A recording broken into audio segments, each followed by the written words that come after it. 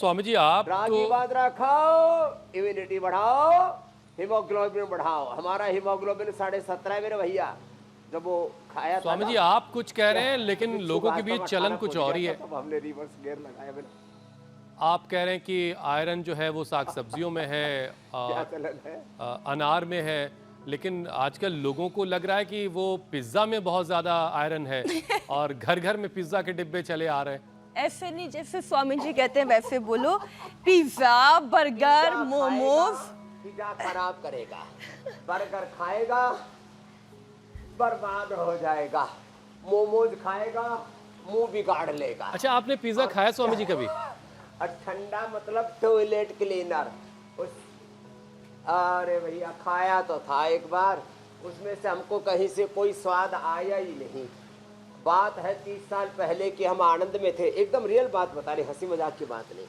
वह हमारे जसभाई साहब एक अनुपम मिशन बहुत बड़ी संस्था है, तो उन्होंने कहा स्वामी जी आपने कभी भी ये पिज्जा नहीं खाया तो चाकू रख रखे, छुरी और कांटे रख रखे। मैंने कहा ये किसके लिए? बोले इसको खाने के लिए। पहले तो काटा चाकू से, कांटे से पकड़ा, फिर मुंह में डाला तो हमारे अंदर से गाल और छिल गए। मैंने कहा बेकार की थी। उसके बाद हमने सच में कभी नहीं खाया। अब मैंने एक नया फार्मूला बनाया है, बाजरे की रोटी और मकई की रोटी, उसके फिर ऊपर रख देते सब तरह की साग सब्जियां, उसी में लगा देते क्रीम, उसी में लगा देते हैं वो चीज, उसी में लगा देते हैं फिर टमाटर और आवाकाडो और सारी सलाद। एक बाजरे का रोटला ऊपर और एक नीचे, ओहो, और फिर खाओ बर्मा रोटी। फिर देखो इससे बढ़िया कोई पिज्जा नहीं साहब। तो ये देसी मामला है। नई रेसिपी मिली है आज और हमें। किसी को भाई ऊपर सजा और के शायद खाना है ये तो वाले नीचे पिज्ज़ा में खा जो लो, है, फिर ऐसे जो ही देसी काट पिज्ज़ा करके स्वामी जी ने बताया, इसमें आयरन भी होगा। तरीके से खा लो, दिखा दिखा के चिढ़ा चिढ़ा करके। खैर स्वामी जी अगला सवाल आपके हवाले बाजरा करता हूँ। दोनों ही बड़े अच्छे हैं।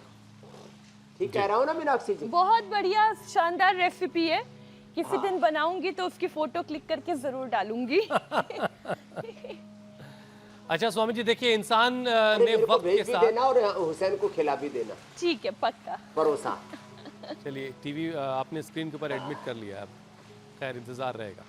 स्वामी जी देखिए, इंसान ने वक्त के साथ हमेशा तरक्की की है। पत्थर से आग जलाने का दौर भी हमने देखा, जिसका हम किताबों में जिक्र देखते हैं, और अब आज के वक्त में गैस पर सारी चीज़ें खाना बन रहा है। और ये सब कुछ इंसान के ब्रेन के विकास का नतीजा है।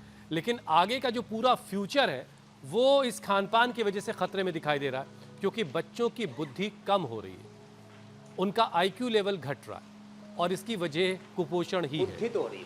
तो प्राणायाम भी स्वामी जी थोड़ी देर में करेंगे, लेकिन बच्चों का दिमाग तेज रहे उसके लिए और क्या उपाय किए जा सकते हैं?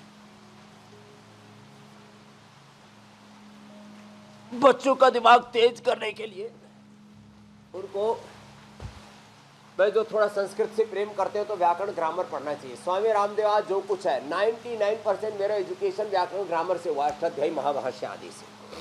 तो जो थोड़ा संस्कृत प्रेमी है, सनातन प्रेमी है, उनको पाणिनि के अष्टाध्यायी पढ़नी चाहिए।